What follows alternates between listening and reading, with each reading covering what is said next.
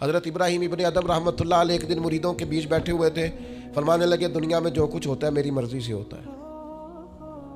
تو سارے مرید آپ کی طرح کے عقیدت مند تو نہیں نہ ہوتے چپ کر کے سن لیں، کچھ سوچتے بھی ہیں، ان کا دماغ فوری طور پر تنقید کی طرف بھی مائل ہوتا ہے۔ جب آپ نے فرمایا کہ دنیا میں جو کچھ ہو رہا ہے میری مرضی سے ہو رہا ہے، تو کچھ لوگ جو تھے ان کی آنکھیں بتاتی تھیں کہ سوال فوری طور پر آ گیا ہے، ذہنوں کو پریشان کر رہا ہے۔ تو ایک صاحب نے کہہ لیا حضور یہ بڑا دعویٰ ہی نہیں، دنیا میں جو ہو رہا ہے میری مرضی سے ہو رہا ہے۔ فرمانے لگے اصل بات نہیں نا، تم نے آگے پوچھا ہی نہیں، میں بتانے لگا تھا۔ تم کچھ لوگ پریشان جلدی ہو جاتے، اگلا صفحہ پڑھتے نہیں پچھلے پہ ہی پریشان ہو جاتے۔ کہا دنیا میں جو کچھ ہو رہا ہے میری مرضی سے ہو رہا ہے، اور میری مرضی وہی ہے جو میرے رب کریم کی مرضی ہے۔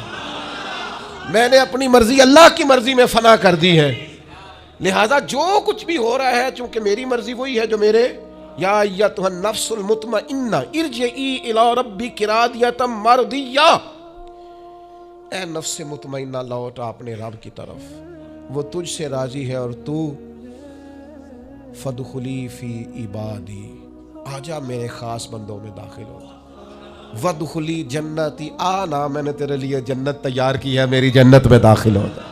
لیکن کیا کرنا ہے؟ نفس مطمئنہ، کون سا؟ ایسا نفس تیار کرنا ہے جو اللہ سے راضی ہو اور اللہ اس سے راضی ہو۔ اس کا محاسبہ کر کے اس طرح کا بنا لیں کہ یہ اس طرح کا ہو جائے کہ جس طرح اللہ اس سے راضی ہے اور یہ